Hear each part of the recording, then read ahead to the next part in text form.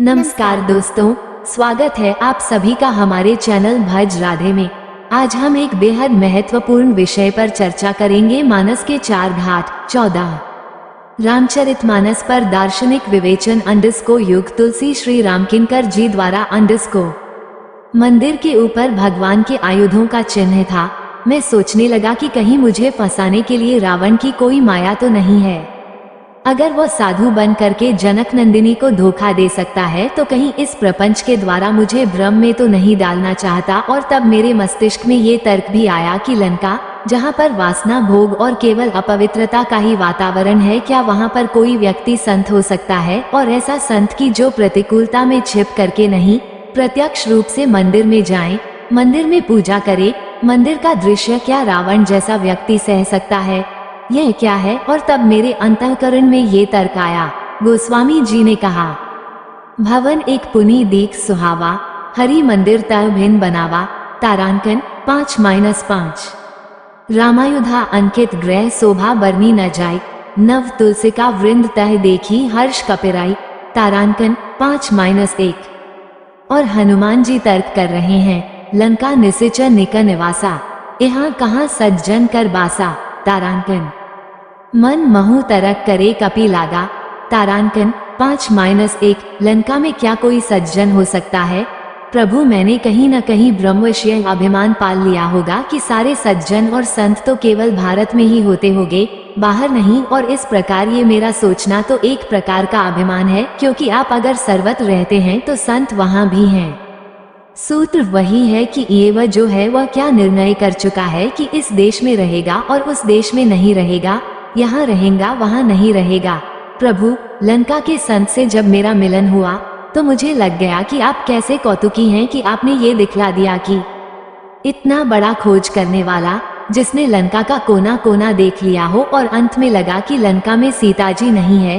पर लंका के संत की कृपा न होती तो जनकनंदिनी का पता ठीक नहीं चलता और वहां तक पहुंचने के मार्ग को भी मैं नहीं जान सकता था।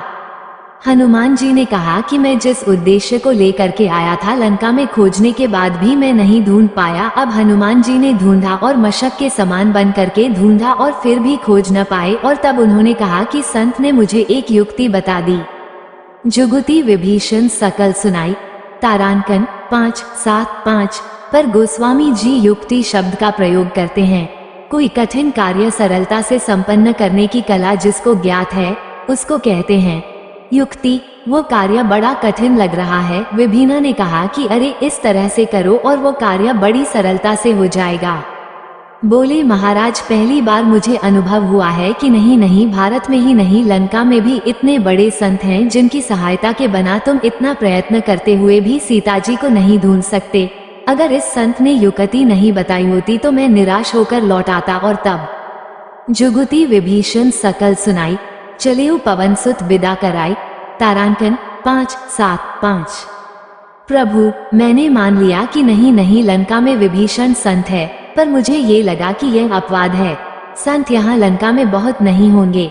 पर अशोक वाटिका में जा करके तो ऐसा लगा कि लंका में जितनी उच्च स्थिति वाले संत हैं, वैसे संत तो कोई हमें दिखाई नहीं दे रहे हैं। और वे संत कौन थे? हनुमान जी का संकेत त्रिजटा की ओर था। प्रभु, मैं अशोक वाटिका में भले ही पहुंच गया, पर वहां पहुंच करके भी मैं विचार करने लगा कि क्या करूं। आ तो गया, पर इस वाटिका में मैं जनक नंदिनी के सामने कैसे जाऊं? ये राक्षसियां चारों ओर बैठी हुई हैं। मैं अगर जाता हूं तो युद्ध, संघर्ष और एक भयावना दृश्य होगा। जनक नंदिनी मेरा विश्वास करेगी नहीं। ये समस्याएं मेरे अंतःकरण में थी। और तब तरु पल्लव महु रहा लुकाई, करूं विचार करूं का भाई। तारांकन 5-6-8-1।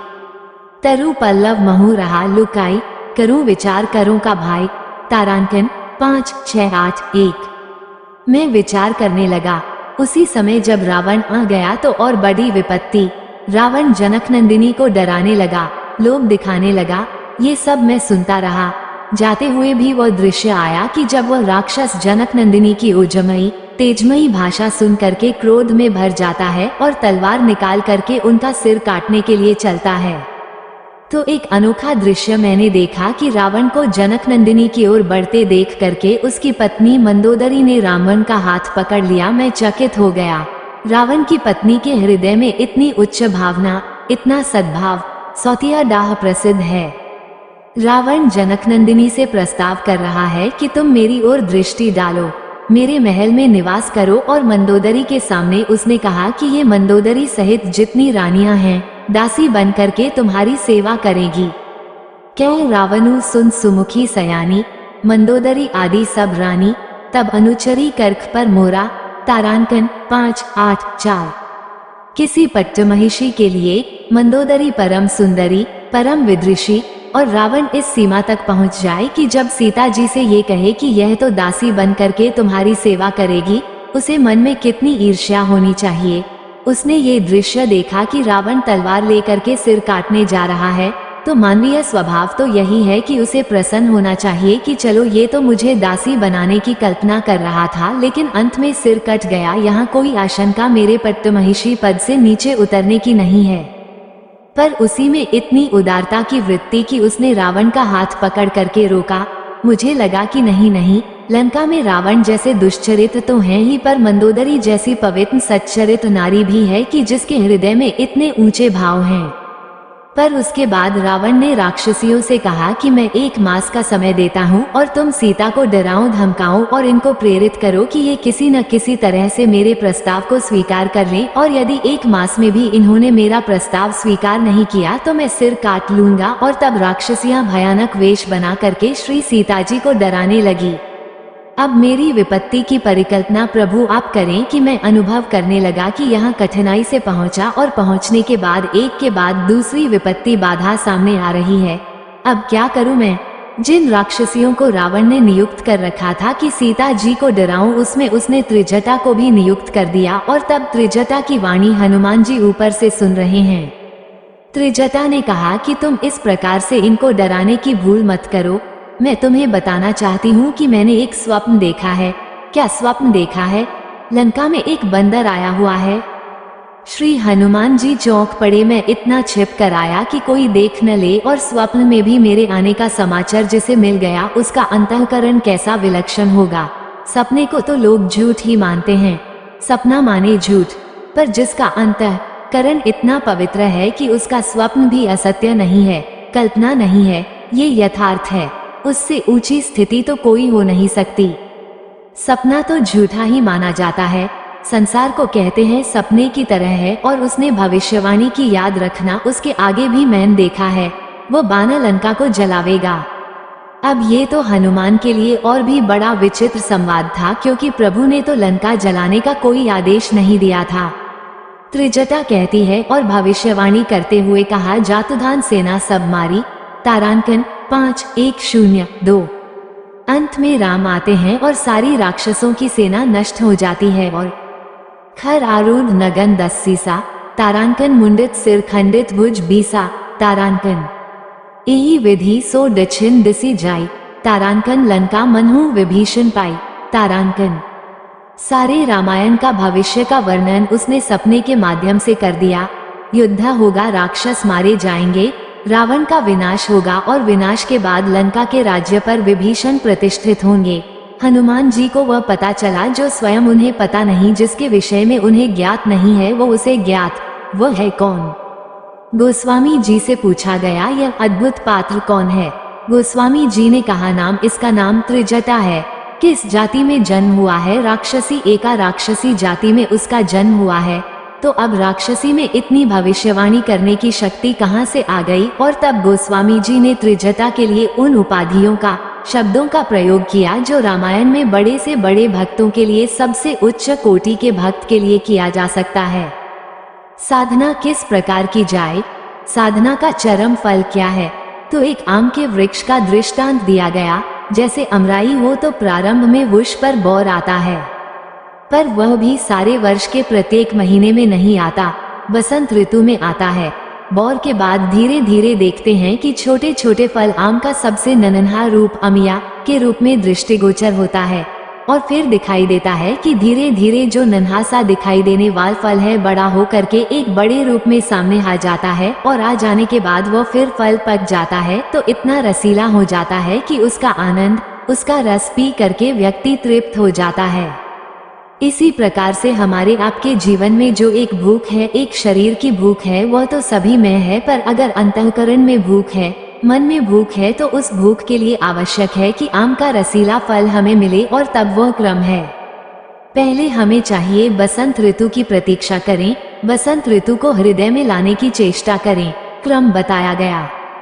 संत ही मानो आम के वृक्ष हैं, संतों का समूह मानो अमराई है, और श्रद्धा ही बसंत ऋतु है। इसका अभिप्राय यह है कि संत के पास अगर आप अश्वत्था की आंधी लेकर के जाएंगे, कुतर्क की आंधी लेकर के जाएंगे, तो संत के पास जा करके भी आपको लाभ नहीं होगा, बल्कि लाभ के स्थान पर हानि होने की संभावना है।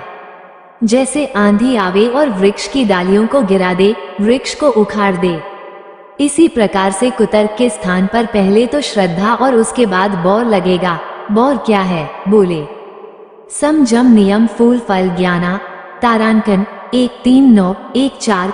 संत के पास श्रद्धा लेकर के जाएंगे, संत आपको बतावेंगे कि क्या साधना आपको जीवन में करना चाहिए, कौन सी साधना आपके लिए उपयोगी है। अगर यह साधना आपने स्वीकार कर लिया तो मानो बौर लग गया, उसमें नन्हे नन्हे दो एक संकल्प के द्वारा फल उत्पन्न हुए, और बाद में साधना करते करते जब अंतःकरण में ज्ञान का उदय हो जाए, क्रिया के रूप में पहले साधना की गई और बाद में जब ज्ञान का उदय हुआ, तो मानो आम का फल पूरा बढ़ गया। लेकिन आम का फल पूरा बड़ा होने पर भी जब तक पकता नहीं है, तब तक रस नहीं आता है, तब तक वो आनंद देने वाला, भूख मिटाने वाला नहीं है। और वह क्या है? बोले, भगवान के चरणों में जब रति उत्पन्न हो जाए, यही शब्द है रति, तो मानो आम का फल पूरी तरह से रसीला हो गया। चौपाया मानस में आपको मिलेंगी। संत सभा चहु दिसी अवराई, श्रद्धा ऋतु बसंत समगाई। तारांकन 1:3-6-1-2। और तब वहां पर कहा गया, सम जम नियम फूल फल ज्ञाना, हरिपद रति रस वेद बखाना। तारांकन 1:3-6-1-4। तो वो चरम स्थिति की बात है। जब अंतःकरण में भगवान के प्रति रति का उदय हो जाए, तो जीवन में व्यक्ति धन्य हो गया, पूर्ण हो गया। वो रति शब्द का बहुत महत्व है। श्री भरत जी सबसे बड़े त्यागी माने जाते को हैं, वैराग्यवान माने जाते हैं, उन्हें कुछ नहीं चाहिए। मैंने कहा 4 के अंकों का बड़ा महत्व है, तो उन भरत जी को अर्थ की भी इच्छा नहीं, धर्म का फल भी उन्हें नहीं चाहिए, काम का फल भी नहीं चाहिए, और मोक्ष का फल भी उन्हें नहीं चाहिए। तो कुछ चाहिए कि नहीं चाहिए? और तब आप उस दोहे को पढ़े जिसमें त्रिवेणी के तट पर खड़े हो करके श्री भरत कहते हैं कि अर्थ न धर्म न काम रुचि गति न चहु निर्वाण। तारांकन कुछ नहीं चाहिए, कुछ तो लीजिए। कहा क्या? बोले, जन्म जन्म रति राम पद ये बरदानु नावान। तारांकन 2-204। प्रभु श्री राम के चरणों में मेरी रति हो जाए, बस इसे छोड़कर और कुछ नहीं चाहिए। गोस्वामी जी ने बहुत बढ़िया विनोद किया। गोस्वामी जी ने भरत जी की वंदना की, लोभी के रूप में पहले जब वंदना की तो उनको लोभी भट्ट बता दिया। प्रारंभ में आप जो पढ़ते हैं, प्रणहु प्रथम भरत के चरना। तारांकन जासु नेम व्रत जाई न वरना। तारांकन रामचरण पंकज मन जासु। तारांकन लुबुध मधुप इव तजई न पासु।